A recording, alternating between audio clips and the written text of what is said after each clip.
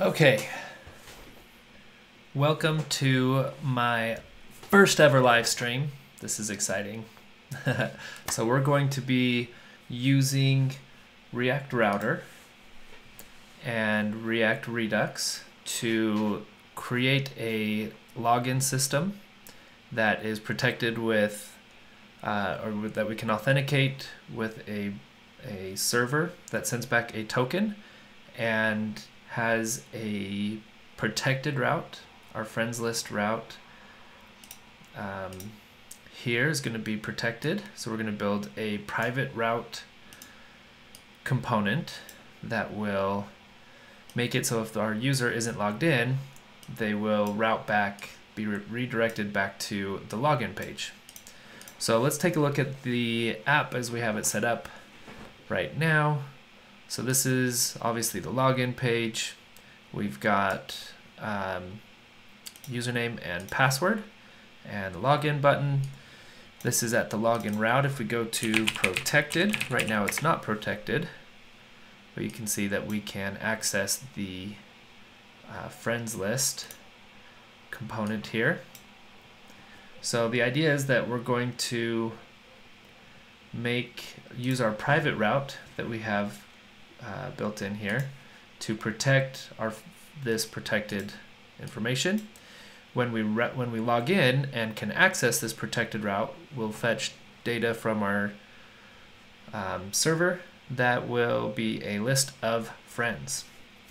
So without further ado, we will get started. All right, so let's take a look at the app as we have it right now. So we have two routes, a login route that displays a login component, and then we have a protected route that displays a friends list.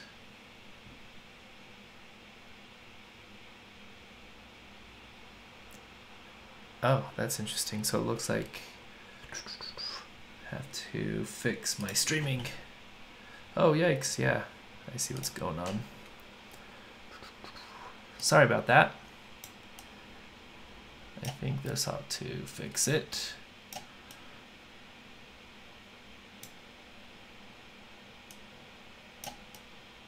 Woo! It's like super inception going on. Okay.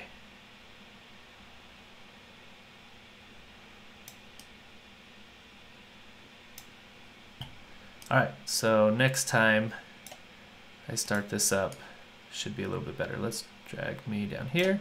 Perfect. Okay, cool. So that should work better. All right, sorry about that. Thanks for the heads up, those of you who are watching. Okay. So we have our two routes here, our login route and our protected route. And we're going to use this private route component to protect this protected route so that those who are not logged in cannot access our friends list component, and they'll be redirected if they try to link to this in the URL bar. They'll be redirected to the login page. So let's go ahead and get started with that. All right, so let's go check out our login component, and let's go ahead and navigate to the login route here. Okay, perfect. So we've got our login route. It's got this form, and we've got a couple inputs, a username input and a password input, and we have those being controlled on our state, and then the handle change is of course updating it as we type into the inputs. So next what we want to do is we want our form, our onSubmit for our form to invoke this .login. So let's go ahead and make the login function. It's going to take in an event, and we'll first run event.prevent default.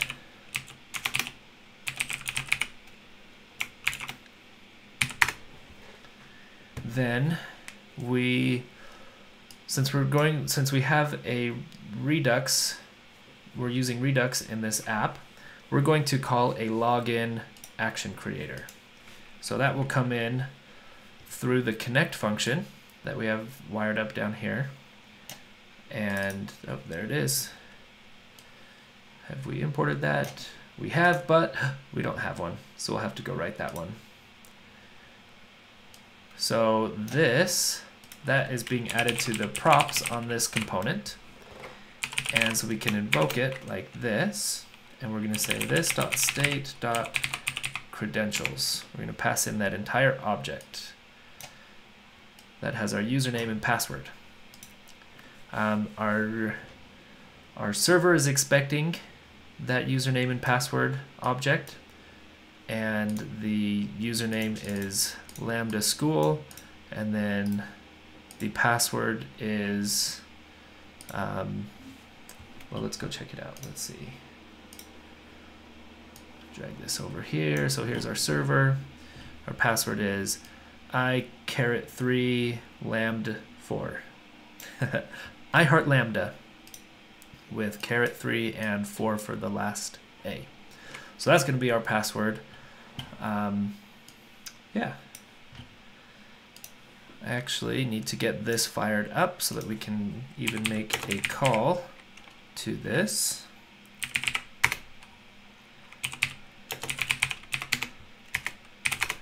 And there we go.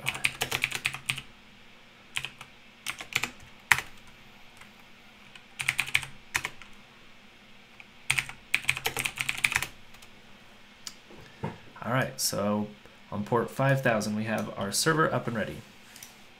So let's go make our action creator. When we log into our page here, we're going to invoke this function, which is going to invoke this action creator called login. So we need a login function here.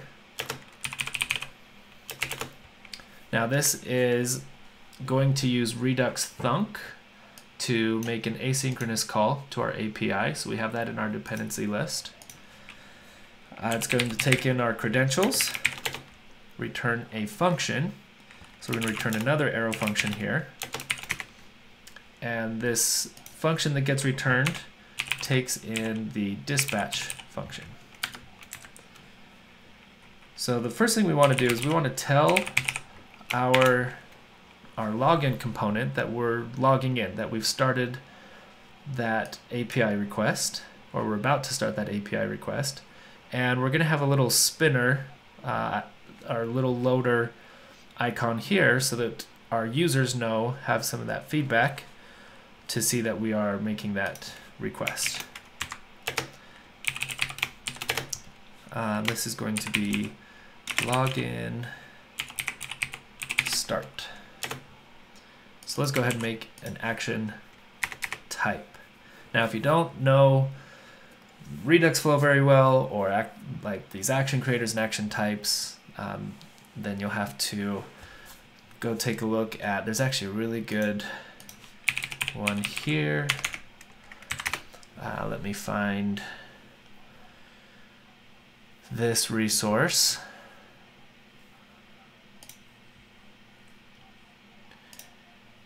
All right, I just added this today. Okay, this is a great one for async Redux. So it's Dave's article here on where and when to fetch data with Redux. So check that out. That is a great, this is a really great article. Dave always has really great stuff. He's one of my favorites. Okay. So we are making our action type. And we're calling it login start. And let's go ahead and handle just this first action here. So we're going to go into our reducer. We're going to import that action type.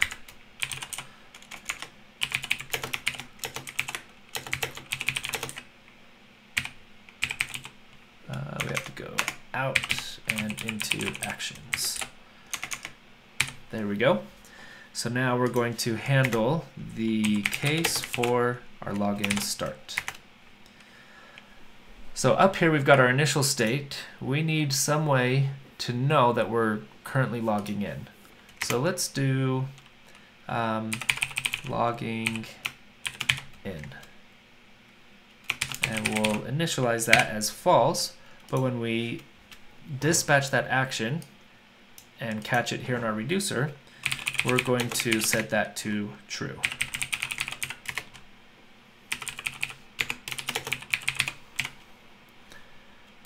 Okay, so let's go make sure that this is brought into our login page. And when it's set to true, we want to see that loader icon here. So we're going to pass this in to map state to props and grab it off of our Redux state tree. Then we have, let's see, oh, we named it something different earlier. So here we go, this.props.logging in. If that is true, we're gonna display this 3 dots loader.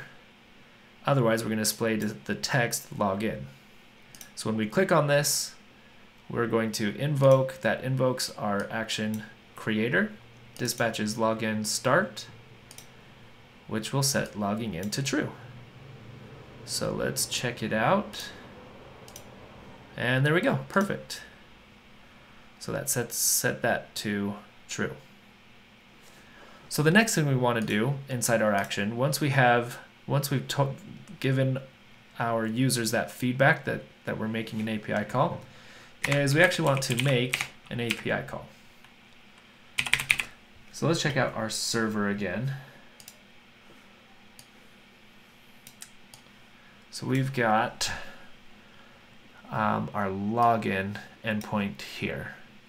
So it's a post request, a login. It requires a username and password.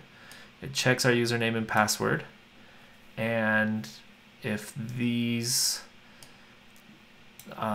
if this passes, then it's going to send back an object with our token on a payload property. So we want to go to /API/login. We're going to pass in the body, that credentials object that we created, and it's going to return this payload object right here. So we will go to http://localhost 5000/API/login. And of course we're going to pass in our creds. Then we're going to receive that response, and right now we're just going to console log our response to see where that token is. I'm going to guess it's on response.data.payload. So let's check that out. Well, it actually is easier just to console log the full response in case I'm wrong, but we'll see. All right, so let's click login. We get that console log back. Response.data.payload, yeah. All right, so we're going to now dispatch an action. Oh, that's the one we want.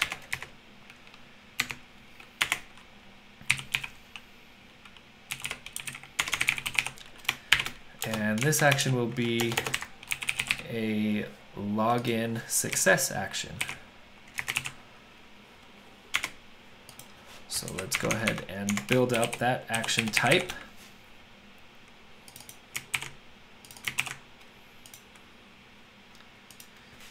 All right, there we go.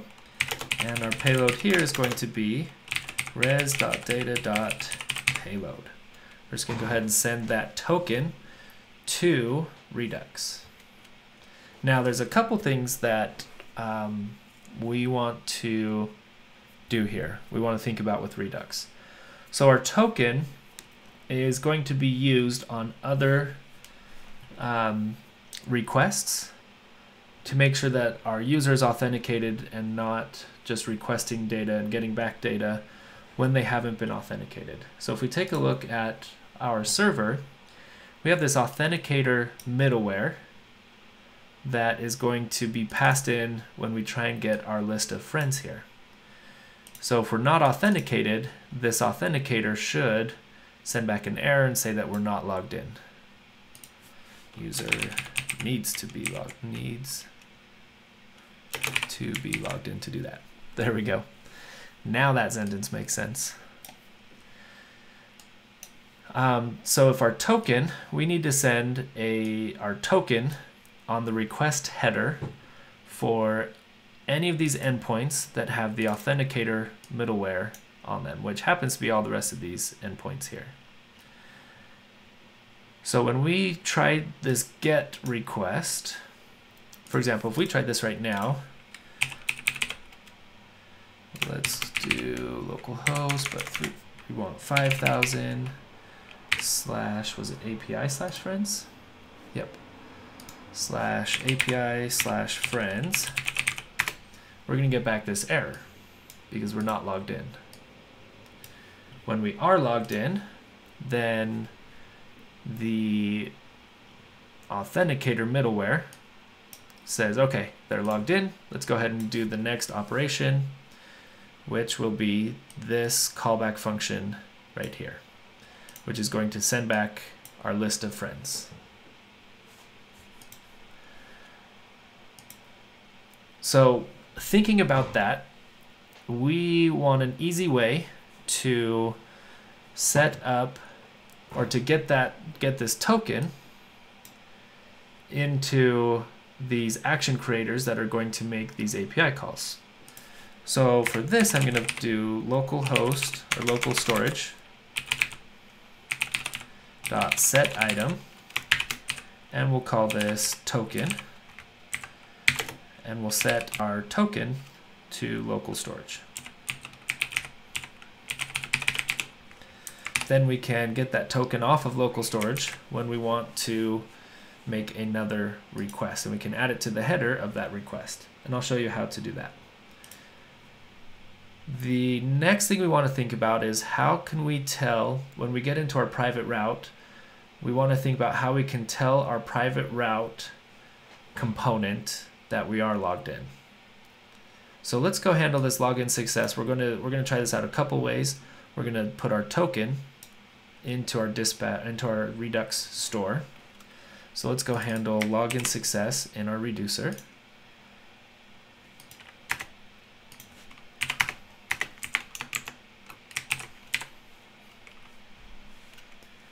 And we'll build a case for that.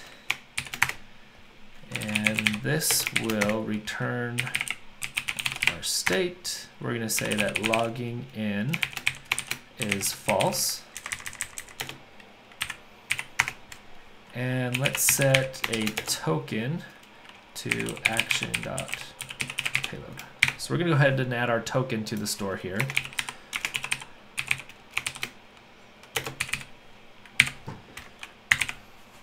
We're going to initialize our state tree with a string. But one problem with that, so let's think about this a little bit in advance so we can set this part up now so we don't run into some weird situations later.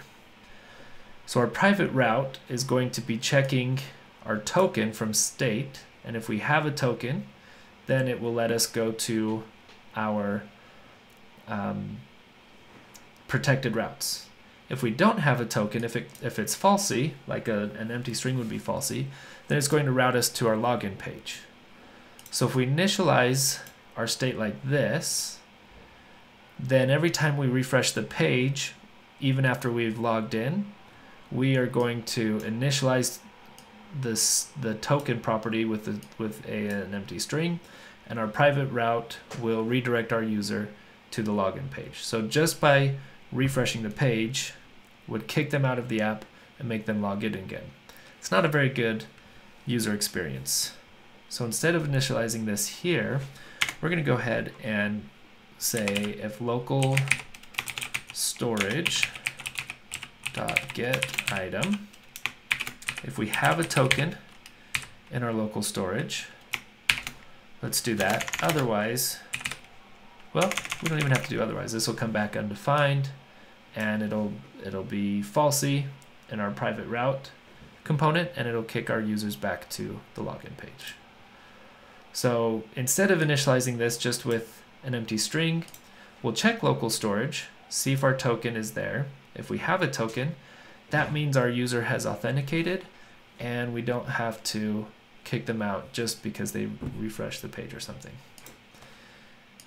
All right, then if we get a new token or whatever, we will change that token with our payload. All right, the last thing we want to do is when we click login, we want to route our users to our friends list page, to our friends list route. So there's a couple ways we can do this. One that I really like is having, so one way we could do this is to return our promise here, and then where login is invoked in our login page, then we could .then off of this. But let me show you another trick that we can do that React Router gives us. Oh, excuse me, it's actually a new package, so we're going to download a new dependency here. This one is called history. So we're going to add the history package to our app. And let's see, let's create a new directory called helpers and a file called history.js. Now this one is really pretty simple. We're going to import a function called create browser history from that history package, and we'll have an export const history equals create browser history, like that. Now what this does for us is it gives us the ability in our actions to import that history object that we just created.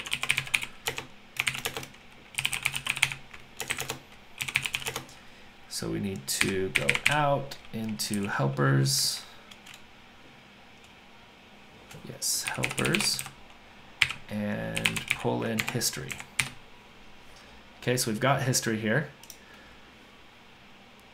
And what we can do is, let me grab the, make sure that we're doing this correctly here. Okay, yep. We just say history.push.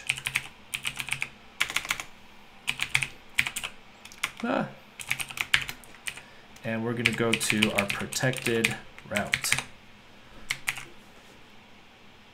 So let's go try this out. We're in our protected route. Let's go to our login. And we're going to click login. It loads.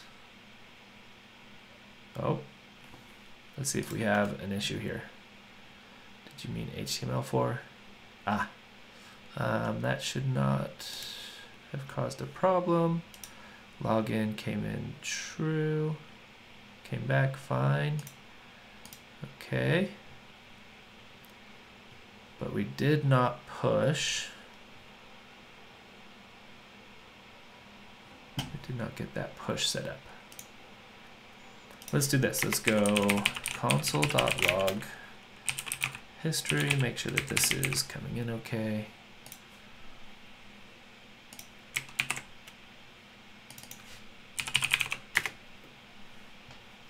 And we'll click login.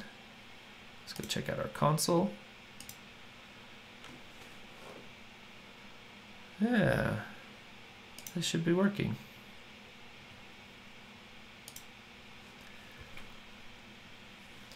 Well, I'll see if I can figure out why that is not working. And then see if I can come up with a better or a different way to do that. But for now, let's go ahead and return that Axios call, and we'll do it with inside our login page here. So we're going to .then. We don't need the data that's being returned here, so we'll just do parentheses. We'll say this .props.history .push, and this one will take us to /protected. Okay. So when we log in, we'll get that promise returned back to this function call here, and we can .then off of that, and then use the props.history object to go to /protected. Let's see. Okay.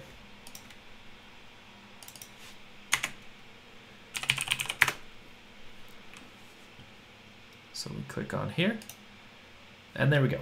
Now we routed to our protected route here, and we should have our token in local storage. There it is. Okay, so now let's work on, that's the login part and setting our token.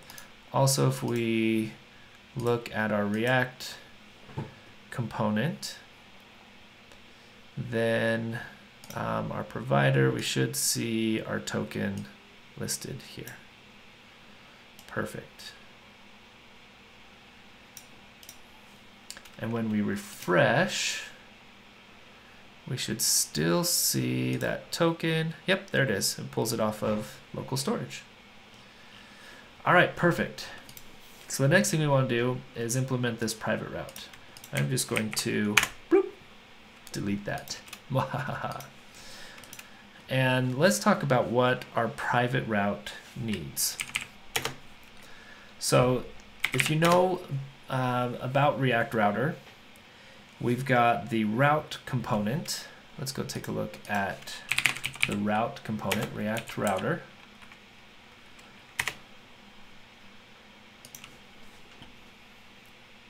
We'll jump into the web docs and we'll just find the route component. So this React, or this private route component, needs to have the same API as this route component. And that means that we, let's see, it should have, okay, so should be able to take a path, an exact prop, strict, location, all of these things. We need to be able to interact with the private route component exactly like we would with our route component. So that's step number one. We're going to call this 3 requirements. 3 requirements for a private route component. All right, so number 1 has to have the same API as route. The second thing is it has to render a route,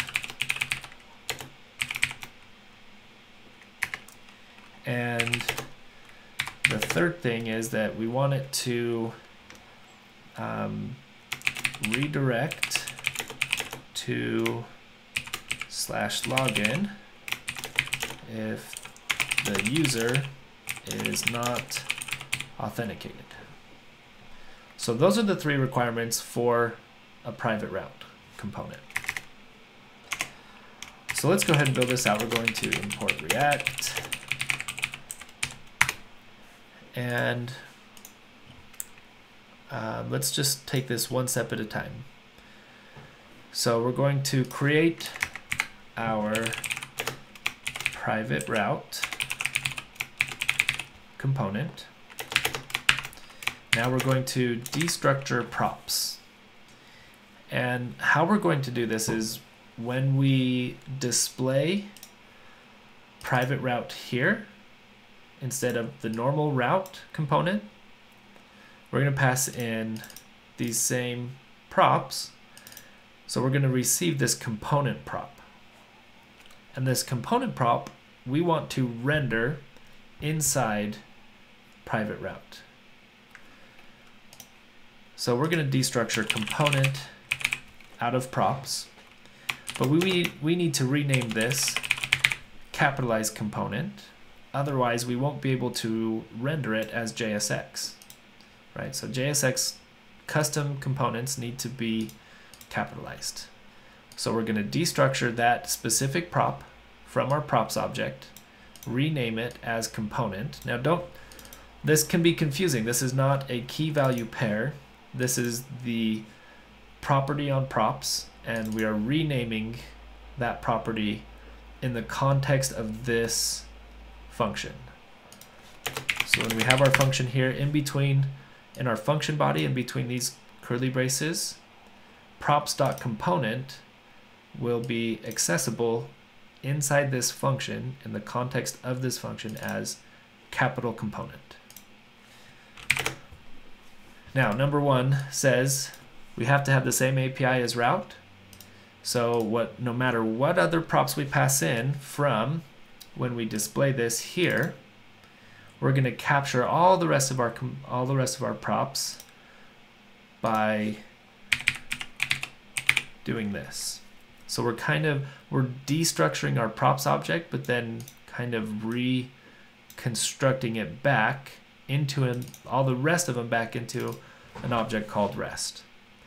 Component gets pulled out, but all the rest of the props passed in now are available inside this function on an object called rest. This can be any name. This can be any name. This is just kind of the convention that we follow. Okay, so the next part of this, requirement number 2, is it has to render a route. So we're going to return some JSX here, and we want to render a route component. So let's go ahead and import our route.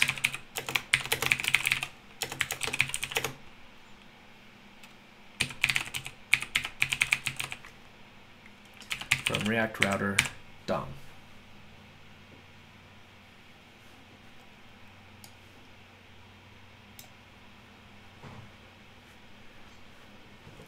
Okay, so we're rendering a route, and we want everything.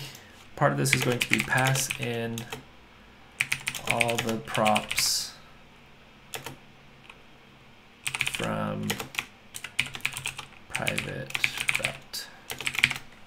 So the other part of that requirement is that we need to pass in all the props that private route is receiving. So the way we do that is by spreading in our REST object.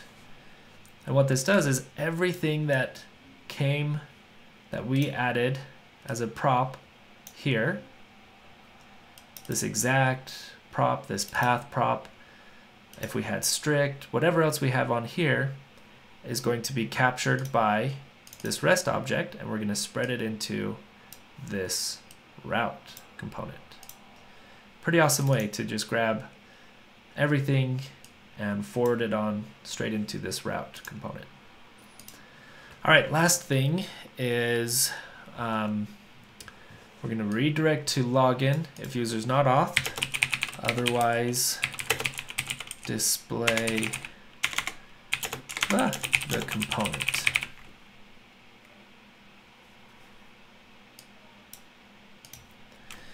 And we're going to use a render prop to do this. So if you're familiar with the render prop pattern, then you'll know how this is going to work. But render prop takes in an object, or a function, excuse me, and it returns some, you can render JSX in the return of this function. Now this function that gets passed into render receives props. So when we could just do this, we could just say component, spread in all our props, and there we go. But we want to redirect our user to login if they're not authenticated. This is just going to render component without any kind of protection. So we're going to do an implicit return here. We're going to say if this.props.token, we're going to connect this component and get token from our state. Oh, not a class component, there we go. If props.token, then we're going to go ahead and render this component.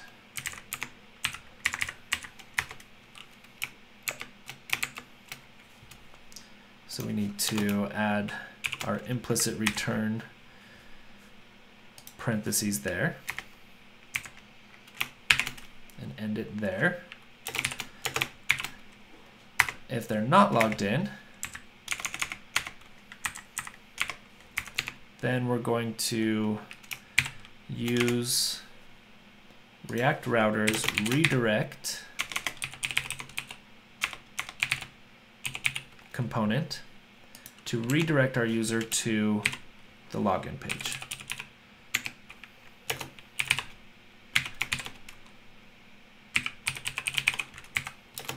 And it's as easy as doing this. You render the redirect, and as soon as it gets mounted on the DOM, it will immediately redirect to the login page. So again, let's review what we're doing. We've got our private route component here. We are destructuring everything that gets passed on to private route. So let's go import this real quick into app so we can see this a little bit more explicitly.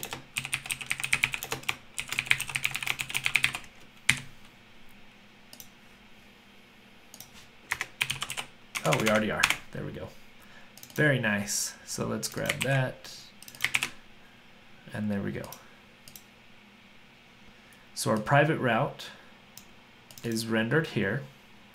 We've got that function here. So this function is taking in a props object of everything that we've added as a prop right here. So right now we've got 3 props being passed down. So in this function, we're destructuring that props component, or that props object. We're pulling the component prop off of this object, which happens to be our friends list if we're going to /protected. And in the context of this function, we're renaming this property capitalized component so that we can do this right here. That's why we renamed it. If we tried to do this, we would throw an error when we tried to mount this on the DOM, because these have to be, custom components have to be capitalized. Then we capture all the rest of our components. We pass them into the route that we're rendering, all the rest of our props, sorry. And we spread those in and pass them in as props to this route. Then our render component is going to display either component or redirect our users to the login page, depending on if we have a token in our Redux state. So let's connect this component and bring in that token.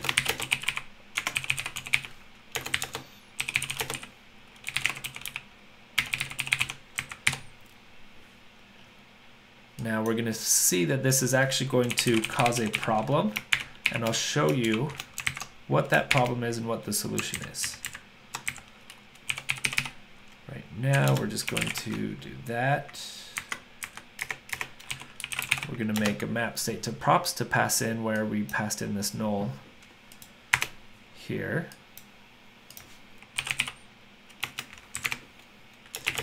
And this map state to props takes in a state object but I'm actually going to deconstruct that and bring in token from state and do an implicit return of an object and say token. So we're grabbing our token from state and passing it in as props.token. Now this is the same as passing in state. If we didn't do an implicit return, then we would say return this object. Token is coming from state.token, like this. So this is just the shorthand for all of this. I'll go ahead and comment that out. So you can see the pattern here. This is just the shorthand for all of this. And then map state to props. Alrighty. So we should be getting our token on our private route component. I think we can check this in our, oh, we were there, in our React tools. So we should have private route. Perfect. Okay, so that's the connected one. This is the one we want. Ah, token, yes. So we've successfully connected our component. But I think this is not going to let us route. Yeah, see, we're not showing our protected comment here. So take a look at this. So we're actually we're at the correct path, but we're not displaying our component. The problem with this is actually something that is kind of common when you're using React Router and Redux together.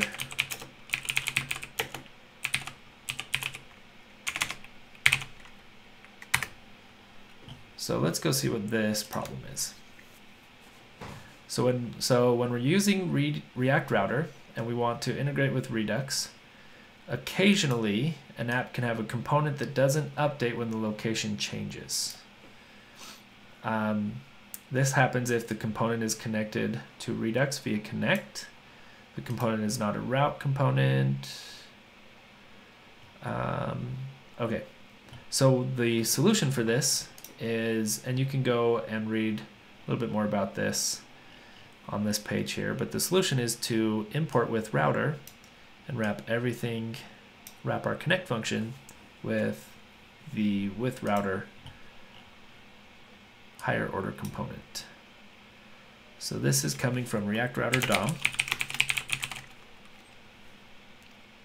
and we're going to wrap this with that higher order component, wrapping a higher order component with a higher order component. Yeah. All right, so we're on our login page. We should now be able to, maybe I lied to you. Okay, we've got an error here. So let's see what is going on with router connect.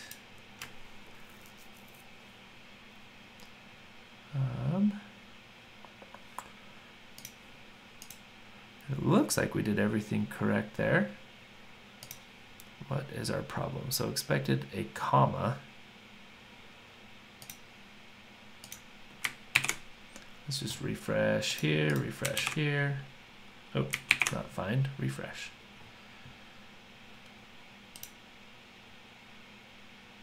Huh.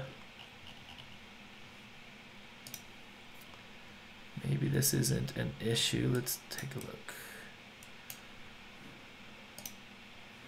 Yeah, this should be working just fine.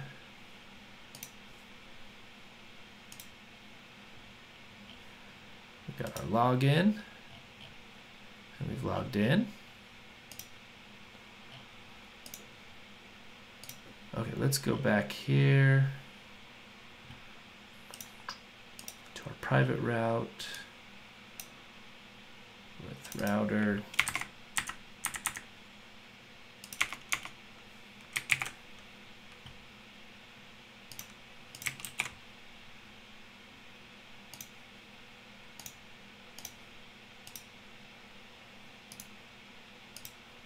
That's farther than we get with the with router. Doesn't help us though if we can't render the component. Private route. So we should be on our private route. And this is the route that we are passing in, or that we're displaying there. So we are getting a component. Very well could be that our component needs to be wrapped with router. Let's try that. Maybe it's on the component level. So we're passing in this friends list component, which is connected. And this might need to be the one that is wrapped with router.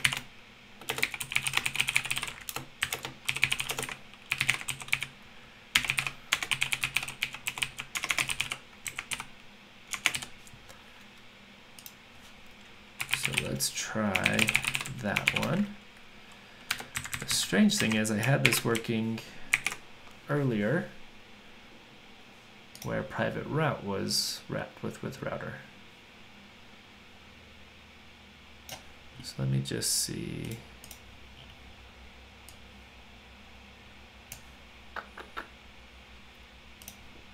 Yeah, it was working with private route wrapped in. Oh.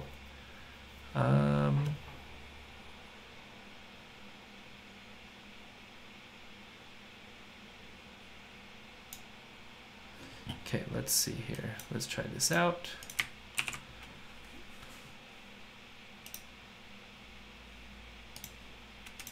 Still no go. We'll try with router one more time right here. Okay, live debugging sessions can be fun too, right? I don't know why this isn't displaying anymore. Let's see. Login, that's why.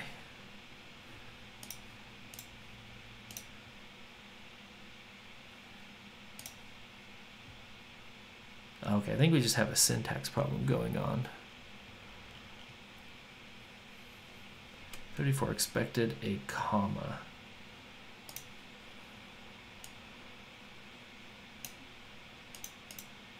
So that is being passed in there. It says it's expecting a comma. I mean, that should make a difference.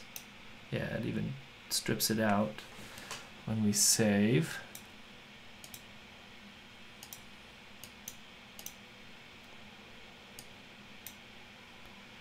Okay, so now it changed this to a one-liner. Redirect login. Oh, I think what's happening is we're not detecting props up here because we've captured all of our props on REST, and we're spreading in REST there, but this should be rest.token. But that's a little bit ugly. Let's just pull token out of our props, and we'll just go token. Do we have a token? I think that's our problem. So let's try this again. Yes. So, hey, that was actually proof that our private route component was working, right? So it was not detecting this, and it was redirecting us back.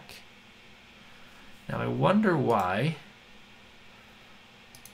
our spinner just kept spinning, our loader icon.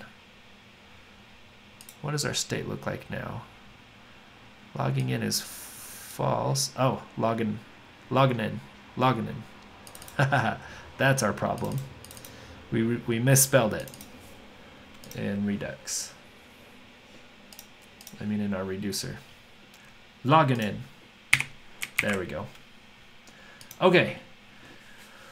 Phew, we figured it out. So our private route is checking for our token on Redux, and when we route to our protected path, whatever that path is, If we have that token on Redux, then we'll display this component. If we don't, then we'll automatically be redirected back to login. So we can test this by going to our store, and you know what, let's go here. Let's pull our token off of local storage. And now when we refresh our page, the reducer, our Redux state, will be loaded with token as an empty string. And that should mean that we're redirected back to login. There we go. Perfect. That works exactly as we thought it would.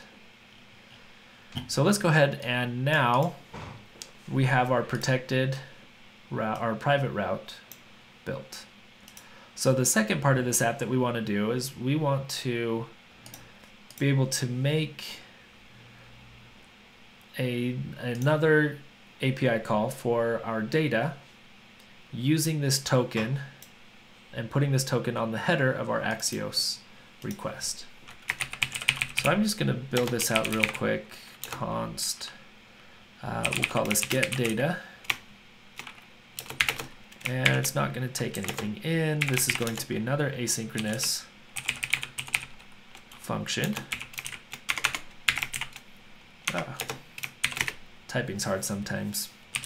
We're going to dispatch that we are loading data. So we're going to say fetch data start, and let's put these action creators right here.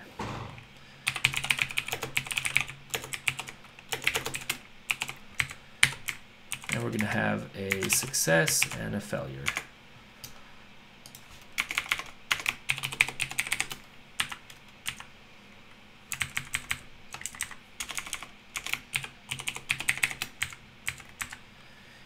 Okay. And I'll show you how to, we're gonna add our token to the header here, and then I'm going to show you what would happen if our token was wrong, or if we didn't have a token and we somehow made this call anyways. We're gonna get an error back from our API. We're gonna get this error back, this one, from our authenticator. And we're going to get a 403 status back and this error message.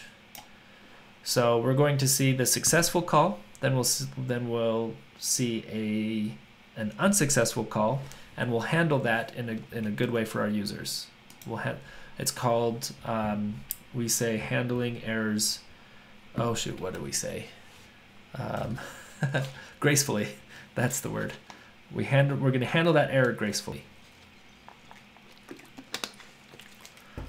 So we will start with our dispatch. Then we're going to make an Axios call, and this is a get. And we're going to go to http://localhost 5000 and /API/friends, I believe is the endpoint. That's API login, API friends, yeah. Alrighty. So we're going to .then off of this one, and we're going to just console log the result. Then we're going to .catch. We're going to catch our error. We'll console log. Now with Axios, we want to console log error.response. And that will be an object rather than just an error message that's hard to use. We need the object off of this error that it catches. So we're going to console log that and see how to handle that error situation gracefully. All right, so now get data. Let's jump into our friends list, we've got a class component here, and we want to, when the component mounts, we're going to fetch our data from this.props.get data. So let's go ahead and bring in get data, import get data from our actions file. And then we need to pass get data into here. Now when we fetch our data, we want to send our friends list to the Redux store and then bring that friends list into our friends list component. So that means we need a map state to prop function here. Oop. There we go. And I'm going to do the same thing. I'm going to spread in our friends list from that state object that we get passed in here. Whew, shaky. And we're going to add friends list to our props. And again, take a look at our login component. Oh, no, looks like private route. That has the comparison for this simple short syntax versus the regular syntax. We're going to go with the shortened syntax here again. So now we should have our friends list. Let's go to our reducer. Oh, we just called it friends. So let's just pass that in as friends instead of friends list. So we'll have this.props.friends. Now we're calling this function, which we'll call this function, which will tell us that we're starting our data fetch. So let's handle our fetch data start. So we'll handle the case for that.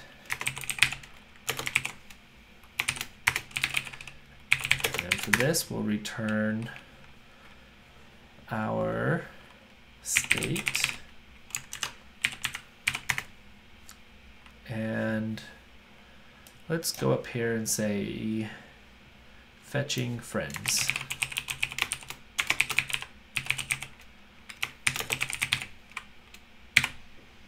Initialize that as false, and then when we start our fetch, we will say true. So let's bring in fetching friends. My friends are so fetching. I'm ridiculous. Oh. So we're going to bring that into our friends list component by destructuring that off of this state object that gets passed in to map state to props, and then passing it in here. And we'll say if this.props.fetching friends return. Oh, we've got a loader component, right? We've got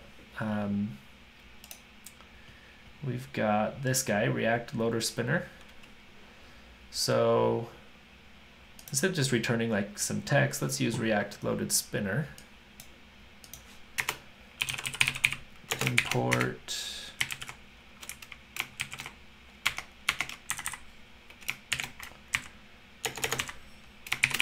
loader from React loader spinner.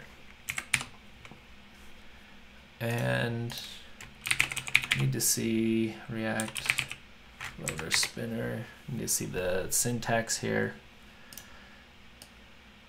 Let's just go with puff.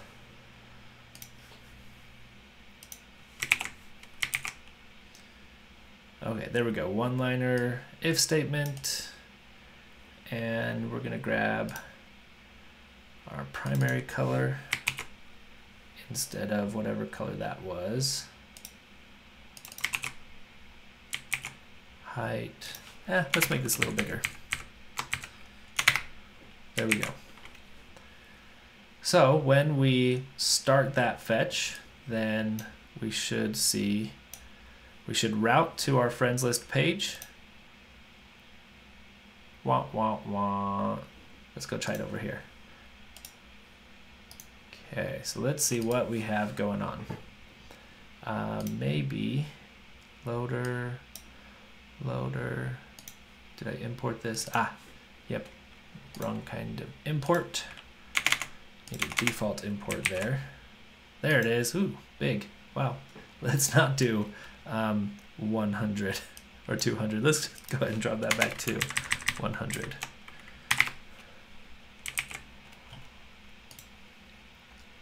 Okay, that works.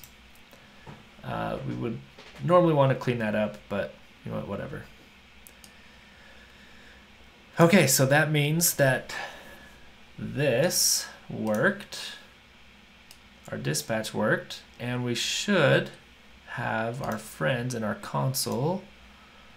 There we go. There it is. Ooh. Uh-oh. We don't have our friends in our console. We have an error message. Now, if we get an error message, then we want to reroute back to our login page and display that error message. And I'll show you why we got this error message. If we look at our friends request here and look at our headers, request headers does not have an authentication header. That's what we're going to build in just a minute here. So let's handle this a little bit better here. So we're going to say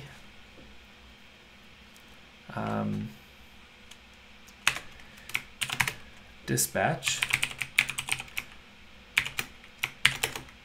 our fetch data failure with the payload of something. Let's go see what this payload is real quick. So console is res or error.response. So we want, you know what, let's just send this whole thing because we want this status and we want this here, this error message. And I'm going to show you, oh, this is going to be really cool how we're going to handle this. So if we are unauthorized, we're going to get this 403 status back.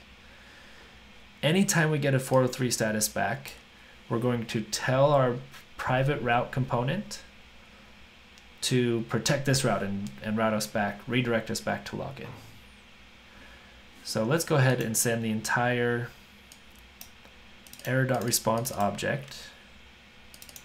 So let's go handle fetch data failure. And we're going to say case fetch data failure. Return our state. And fetching friends is false now. And let's do two things. Let's add an error, this error message, which is going to be, this is action.payload. So we want this message here, action.payload.data.error. So down here, we're saying the error message is action.payload.data.error. Error. Now let's add one that is called error status code. We're going to set this to null. If faded Dutch failure comes in, I'm going to say error status code is action.payload. I believe it was .status, but let's go take a look.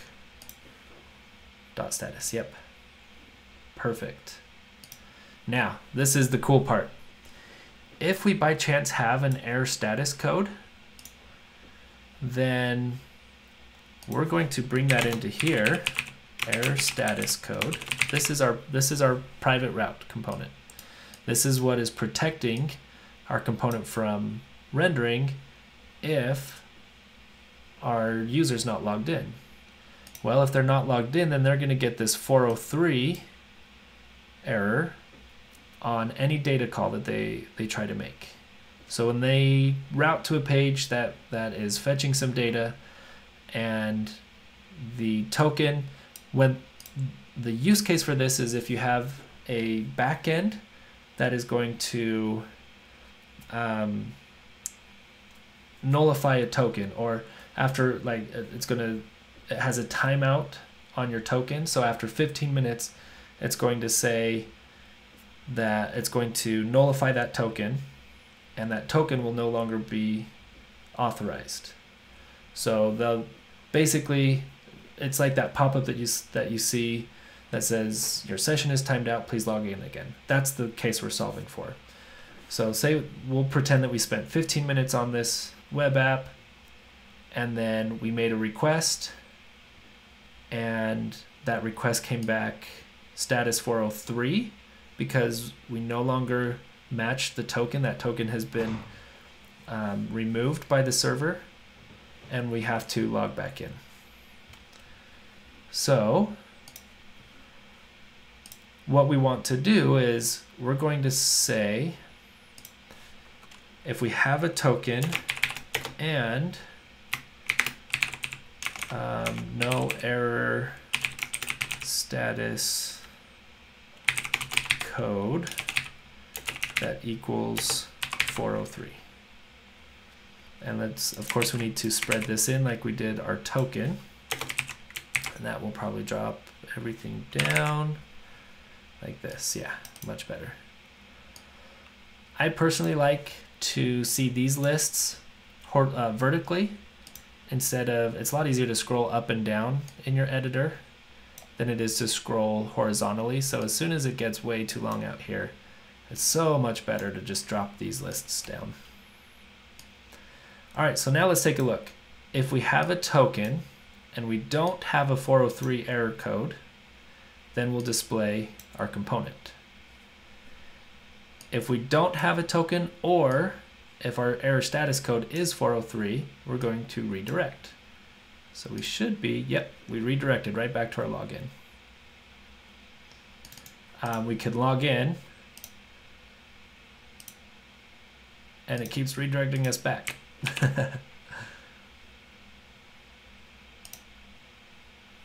Are we making login requests? Oh, what's going on here? Let's see. We're not even getting into make that bad call.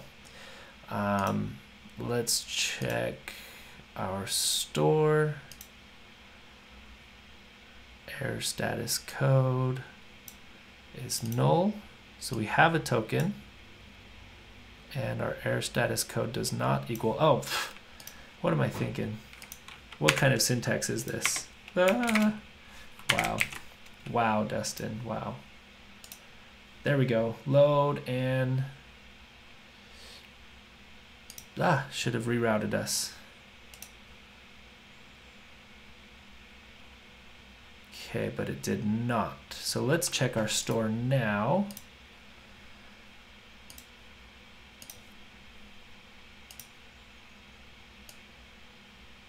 Error status code is null and no error. Okay, so let's do this real quick. Let's go into our reducer and let's just see if this is even coming through. So the problem is none of this happened. We didn't get to this point. Even though in our console, oh, we're not console logging that response anymore. So let's just console log our action, see if we're even getting to fetch data failure. Our actions, if we've got an error, fetch data failure, payload error.response. So that all looks correct. Let's go back to login and let's log in. Yeah, we're not getting that action console logged. So if we go to our reducer, let's console log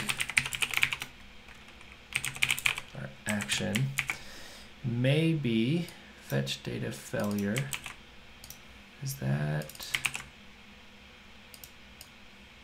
maybe this is happening? Shouldn't be. because we're not getting this console log either. We are making this call and it's failing. And so we should be in our dot catch. Error dispatch. Dispatch is spelled correctly. Type. Fetch data failure. Reducer, fetch data failure. Case, fetch data failure. So we'll refresh. Ah, fetch data start. Okay, well that was the start one, but we never got the failure one. Even though this has failed, let's go up here and let's console log here and see if we're getting into here. Call failed. And error.response.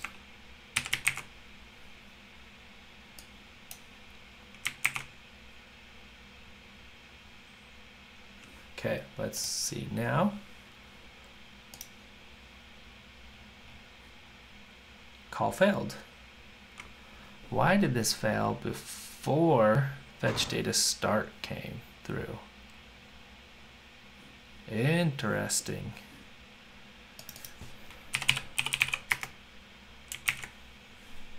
Oops. Login start, login success, fetch data start, call failed. Oh, you know what it is? It's that our private route needs to say or. So this was true because we had a token because we logged in. And so it didn't even check this here. And so it was still displaying this even though we don't have data to display. Now it should be log in. Let's see. Save that.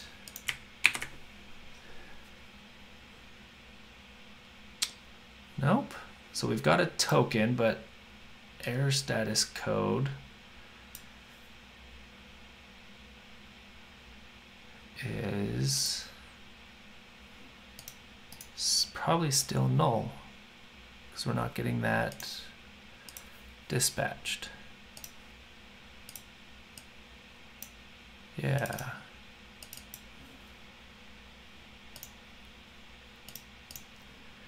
Okay, so let's take a look at this one step at a time. So our call failed.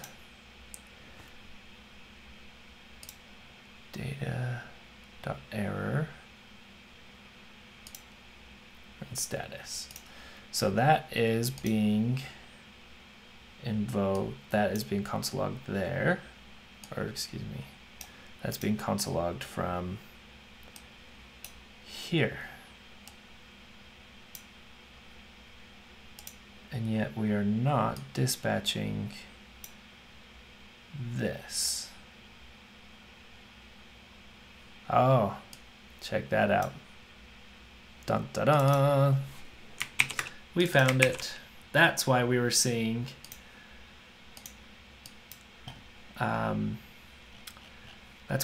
we were seeing fetch data start, the type in here again.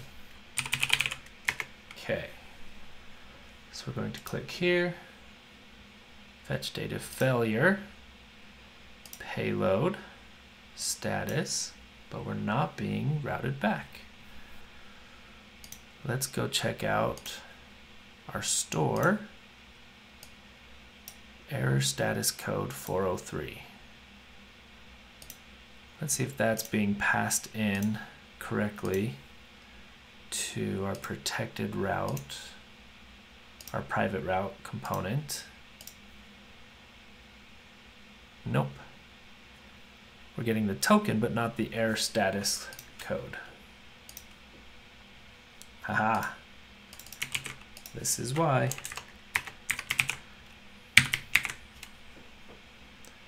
Ah, it routed us back. Well, should have. Let's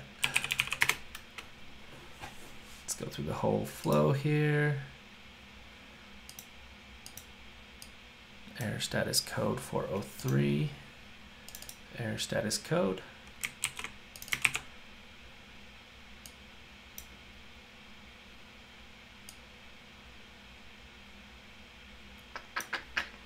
Error status code.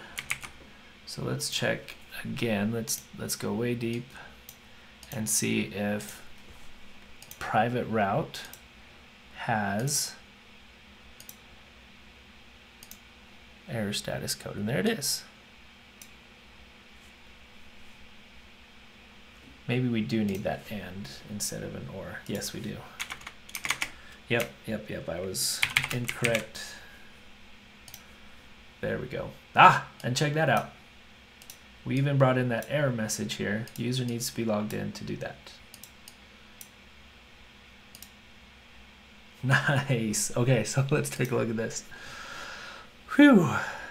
See, it's not, everybody has these same issues. Everybody goes through bugs like this.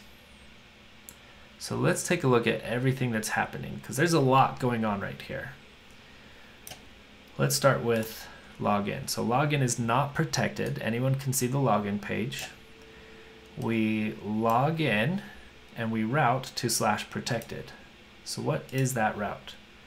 That is a private route component that's protected by this private route component. That this path is a protected path. And we could write as many private routes as we want for all sorts of different paths, passing all sorts of different components. So now, when we pull up friends list, when the component mounts, we fetch data. We make this data fetch call, which is happening right here, but we're not adding our token as the on the headers yet. We're going to do that in just a second. But since we're not doing that, when we make this call, it fails, right? And we get this logged here, call failed, and we get this error object with the status 403, which is an unauthorized or forbidden status. And this status means we're not logged in.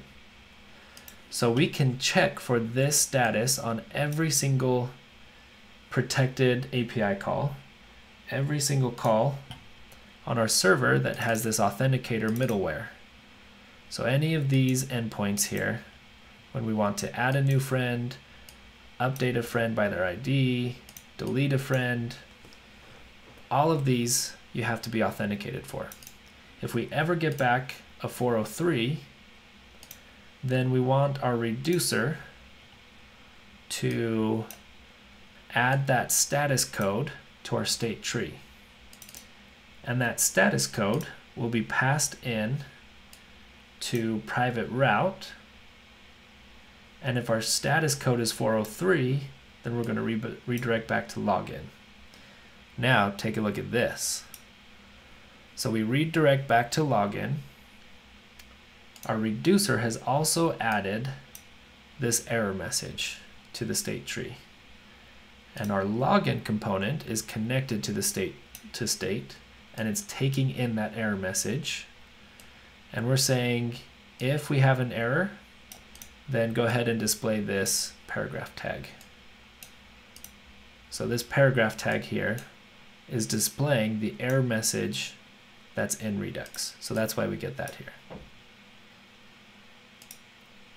All right, so let's go ahead and finish this up by adding our configuration object.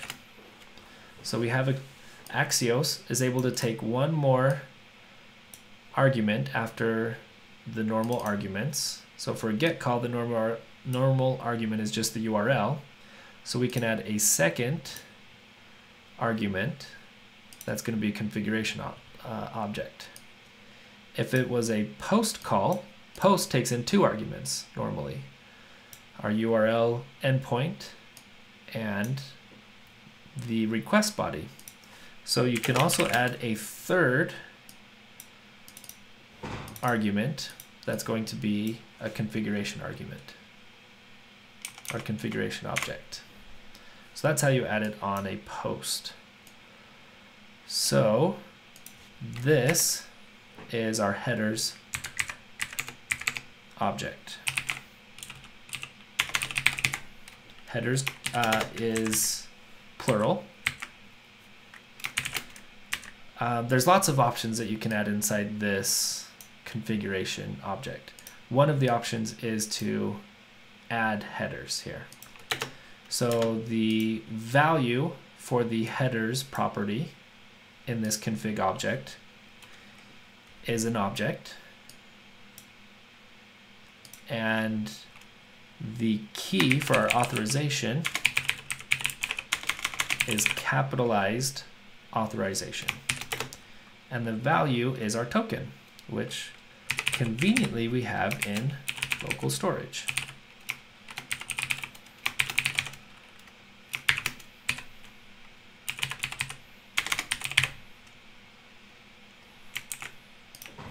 So now we've added a headers object inside our configuration object with an authorization header that is getting the token from local storage and adding that to the authorization header. If we take a look at the authenticator middleware, it's looking at the request headers and grabbing the authorization property off of the headers object. Now notice that this is lowercase. Your browser does that in the request. It takes this uppercase thing here, makes it lowercase by the time it comes into the browser. Don't know why they do that. I don't know why we couldn't just say authorization, but it is what it is. So now we should be able to log in. Perfect. So we're still spinning here because we haven't dispatched an action yet, right? But let's go take a look at this console log. Looks like we got res.data is an array of friends. Yay! You guys, I have friends now. Woohoo! All right. Let's do dispatch. Type is going to be fetch data, not start. Success. Payload is res.data. Let's go handle this in our reducer. And I like to do this above my failures. So I'm going to do it, plug it in here. Okay, there's a lot that we have to solve for. So we want to stop fetching. We want to clear any error message, clear any error status code. So let's just go ahead and copy all of this. And error message is going to be blank. Error status code will go back to null. Normally we won't have this dispatched with these being populated. Actually, we probably could, because we could be kicked out and then re-authenticate and then come back and still have that error status code, right? So we do definitely want to handle that. We want to clear out this so that our private route component lets us access our friends list. All right, we need to define this up here. There we go. Then our list of friends needs to be populated. And this is on action.payload. There we go. We authenticated. We got past the authenticator middleware on the server. Let's go ahead and check out our state. We should have friends. Perfect. We've got friends. We've got a token. Fetching is false. Error is null. Our error status code is null. Error is blank. So good, so good. Last thing we want to do is go ahead and build this out to make it look better, right? Luckily, I have just the code for that. All right, so if we're fetching friends, we're doing the loader. Otherwise, we are doing this. Okay, so what is this? We've got a header as friends. We've got, this is now this.props.friends, mapping over our friends list. And we're saying for each friend, build this friend card and display their name and email. There we go. There is our friends list on this horribly bright green background. Wow, that's a little nasty. Let's fix that. I've got this really great background gradient site that I love. Let's find something that's a little bit easier to handle. I kind of like this one. Let's try this guy. So this is the friends. So we're going to find friends way down here. There they are. And paste that. That's better. Much better. A little bit easier on the eyes. Not that super bright green. Okay. I'm going to call it here. I'll come back. I'll do another live session for another live stream for the other parts of this app, which are we can get a friend by ID. We can maybe build out some other routes, protected routes. We want to add a new friend and be able to update friends or delete friends. Let's maybe do, the delete's actually not that bad. Let's just do this real quick. Let's just say, let's go to our friends list. I don't have this prepared at all, but that's okay. Let's do font awesome.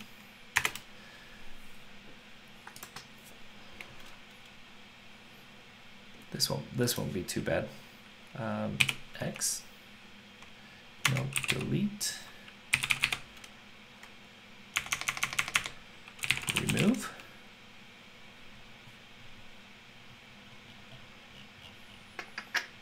I guess we could do that, like delete our friend. I was just looking for like a little X. Icons. They're not gonna make this easy on me, are they? Seems like it might be somewhere right around those, right? Ooh, a little React icon. That's cool.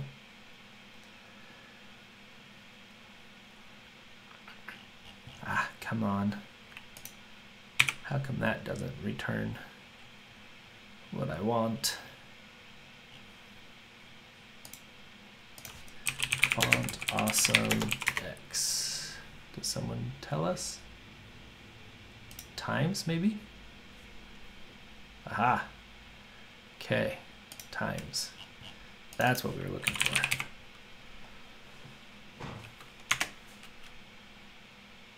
So these ones are pros. I don't have a pro account. So we'll just go with this bad boy right here. And copy that. We need to do this link here.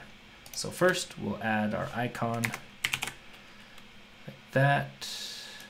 And we'll go ahead and do that. Then we need to add this on our public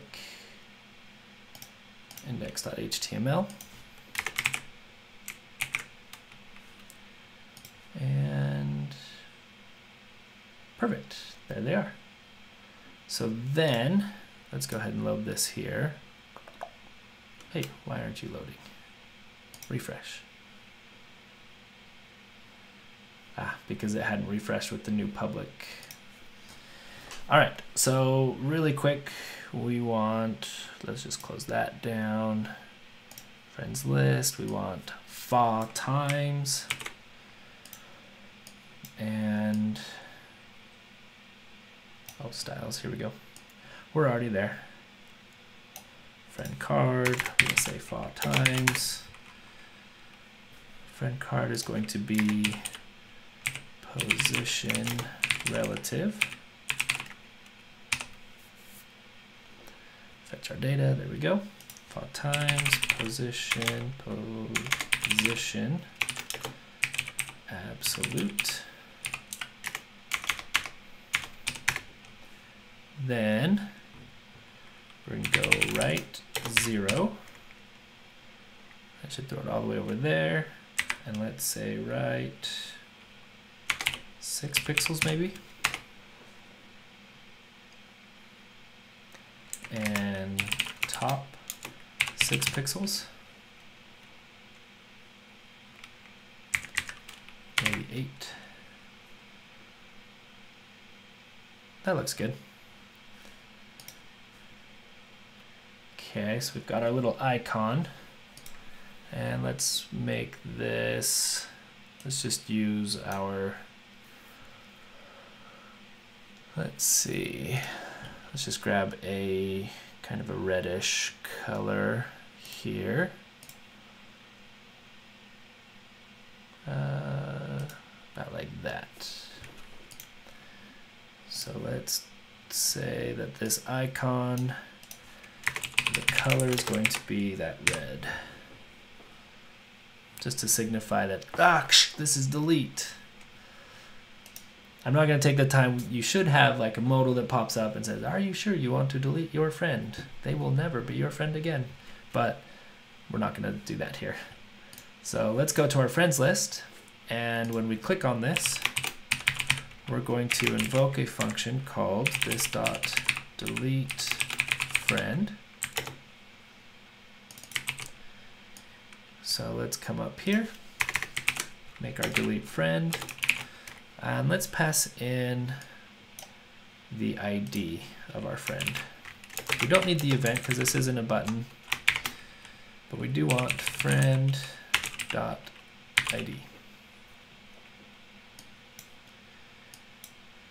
Oh, that's not what I wanted. So we're going to take in our friend ID. We're going to run this dot props.delete friend. This is going to be an action creator. We don't have it yet. And you know what I just noticed, which we'll come back to in just a minute, is that our loader doesn't have this blue background. And it's really messes with my eyes, so I want to fix that in a few minutes here. But first, let's make this delete friends function from our actions. We'll pass that in here. And we will make, I'm just going to copy and paste all of these. So these are very similar. The patterns are going to be really similar here. Delete. In fact, there's ways to make a really reusable function that you pass in the delete, and it makes a delete call. Anyways, there's ways to make all of this very reusable, since it's very all the patterns are really similar. It's pretty tough to do, to be honest, but it makes it really cool, really nice. Okay, so delete failure goes there, delete success goes there, delete start goes there. This is a delete call, this, I mean, you can see exactly how reusable all of this is, right? Or not how reusable, how similar this entire function is to this function up here and these action types. So API/friends/ID. So this one we're going to use an interpolated string here. And we're going to say /ID because this is taking in an ID. All right, so we've got our headers still the same. So this is, again, another call that's protected. If we take a look at this, it flows through that authenticator middleware. And if we don't have this header, it'll log us out. And it'll log us out and won't ever even touch this callback function here. That authenticator function calls next only if you're authorized. Otherwise, it sends back that error message and the status. Okay, so payload res.data. Let's see what our delete is sending back. Sends back our friends after we filtered our old friend out of there. So we get that entire array back. So if we send res.data to the Redux store, to our reducer, then this should update with our friend gone. So let's go ahead and we're going to handle all three of these. Actually, we can just do this. Watch this. This is going to be really cool. Fetch data. We're going to name this. Let's see. API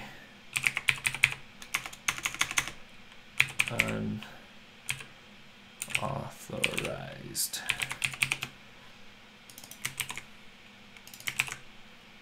Now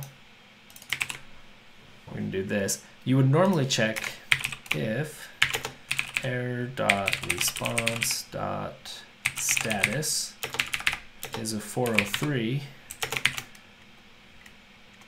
then send that one. Oh, then send that. Else, if it's some other problem, dispatch a different type. Delete failed. Payload, same payload. Payload, I can spell. Nope, I can't spell. Delete failure. Copy, paste, there we go. So this is gonna be cool. We're gonna have this same type anytime we get back a 403. So let's just copy this and paste this up here. See, again, this is just very similar code.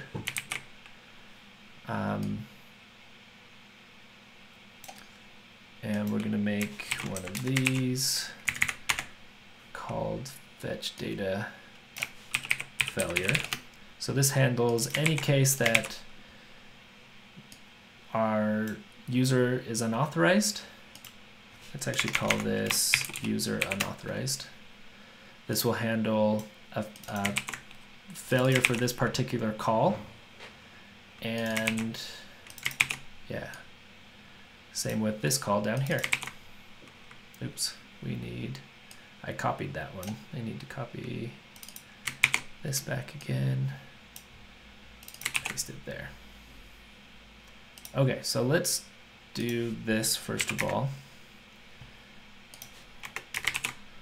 User unauthorized. We're going to go ahead and change this case to user unauthorized. And what that's going to do is handle that, and we don't have to type that again. Cool, so we just made a very reusable case for any time we get a 403 error. So now let's go back to our action and let's grab delete start and delete success. We're not really going to run into a delete failure, so I'm not going to solve for that right now.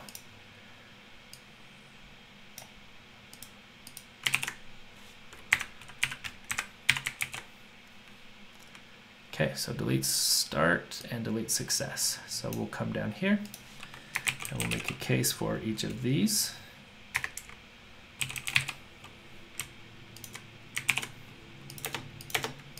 So when we start, we're going to say dot state, and we would say deleting friend, something like that is true. Delete success, return dot state, deleting friend is going to be false. We're going to go ahead and clear out any errors, and friends is going to be action.payload.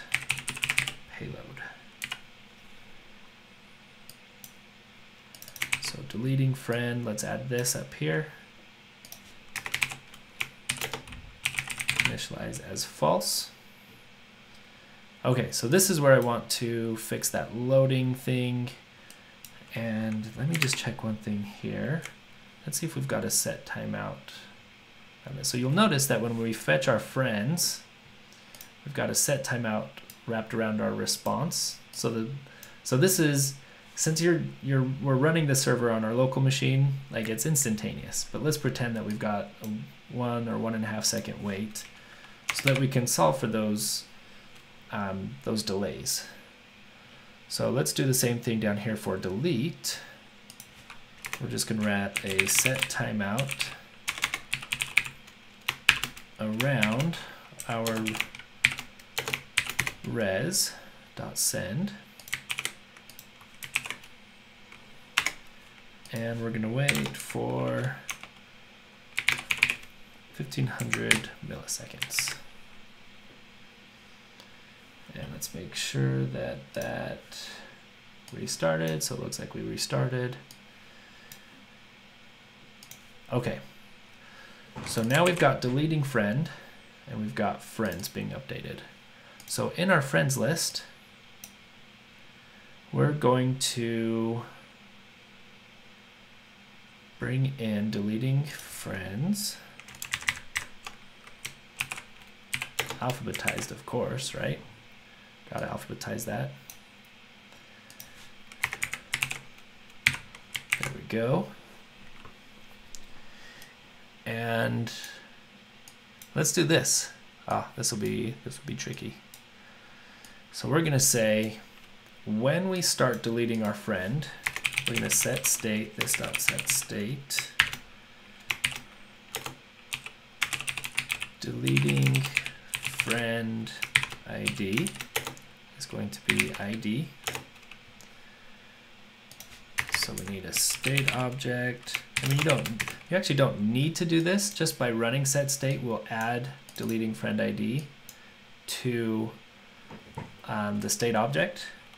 But I've always found it's really good to have this up here so that you know what your state could possibly be at some point, right? So by clicking this X, we're actually going to add a property onto the state object.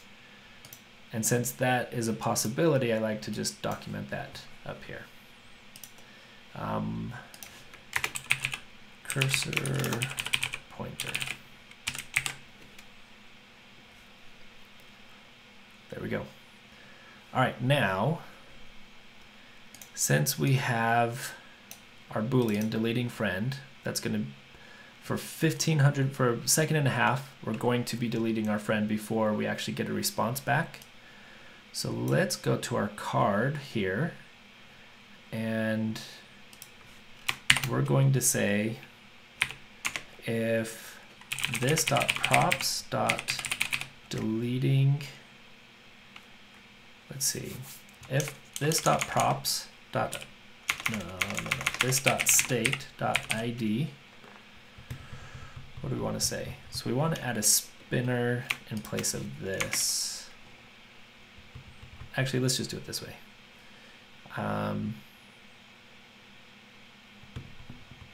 Yeah, we'll just make this easy. If this dot props dot deleting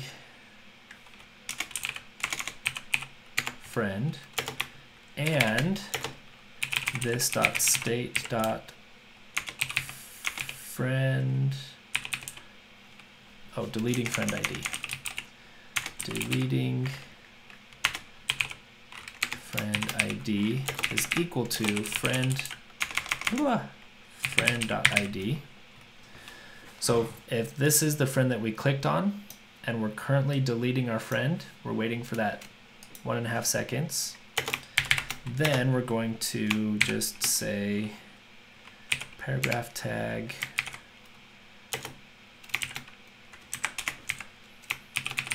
deleting, wow, I keep adding that E, friend. And let's just give him a wave. Bye-bye.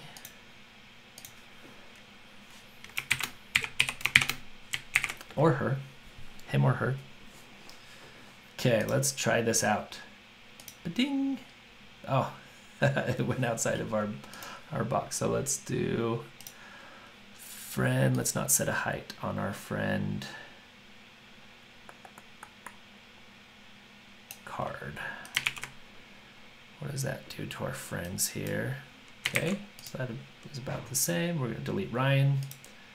Deleting friend, bye-bye. Going to delete me. Deleting friend, bye-bye. Nice.